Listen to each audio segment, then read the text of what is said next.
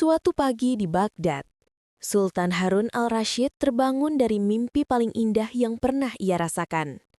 Sungai madu, gunung permata, dan istana di atas awan, semua tampak nyata dalam tidurnya. Tapi ketika terbangun, ia memerintahkan seluruh seniman istana untuk melukis kembali mimpinya.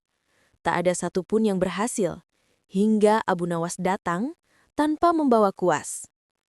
Apa yang sebenarnya ia bawa?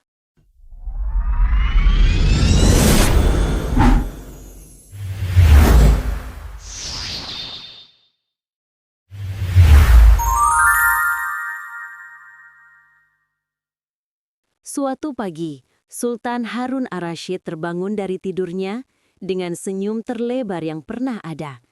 Ia baru saja mengalami mimpi yang begitu indah, penuh dengan warna-warni ajaib dan perasaan bahagia yang luar biasa.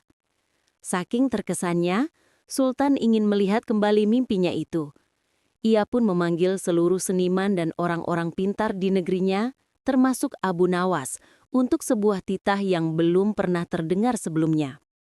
"Aku ingin kalian melukis mimpiku semalam," seru Sultan.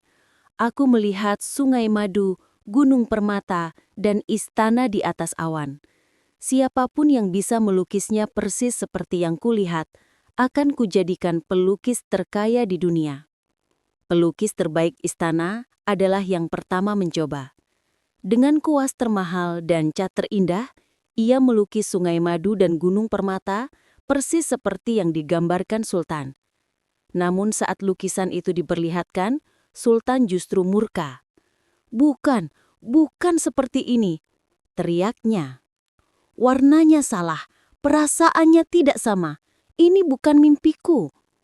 Sultan pun melempar lukisan itu ke lantai. Satu persatu seniman lain mencoba dan gagal. Tak ada yang bisa menangkap perasaan dari mimpi sang sultan. Mereka semua menyerah dalam ketakutan dan keputusasaan. Melihat semua itu, Abu Nawas tidak mengambil kuas. Ia justru berjalan keluar istana, ke halaman tempat anak-anak sedang bermain dengan riang gembira. Ia hanya berdiri di sana, tersenyum dan mengamati. Setelah itu, Abu Nawas kembali menemui sahabatnya, si tukang kayu tua. Ia tidak memesan kanvas atau kuda-kuda lukis, melainkan sebuah bingkai kayu yang besar, indah, namun sama sekali kosong. Pada hari terakhir, Abu Nawas menghadap Sultan. Ia datang hanya membawa bingkai kayu kosong itu, membuat para menteri berbisik dan yakin bahwa akhir riwayat Abu Nawas telah tiba. Sultan memandangnya dengan murka. "Habis sudah kesabaranku, Abu Nawas. Engkau berani datang dengan sebuah bingkai kosong untuk mempermainkanku?" Abu Nawas tersenyum tenang. "Hamba tidak membawa lukisan paduka, karena lukisan terindah dari mimpi paduka tidak bisa dilukis dengan cat. Izinkan hamba menunjukkannya." Dengan gerakan perlahan, Abu Nawas mengangkat bingkai itu. Tapi ia tidak menghadapkannya pada Sultan. Ia justru berjalan dan mengarahkannya ke jendela besar di belakang singgasana. Melalui bingkai kosong itu, terhamparlah sebuah lukisan yang hidup. Anak-anak berlarian gembira di taman istana. Para pedagang berniaga dengan damai, dan sungai yang berkilauan membelah kota yang makmur. Mimpi paduka begitu indah, karena itu adalah cerminan dari kenyataan yang telah paduka bangun. Sungai madu adalah kemakmuran rakyat, dan gunung permata adalah kebahagiaan mereka. Lukisan terbaik adalah negeri paduka sendiri. Mata Sultan berkaca-kaca.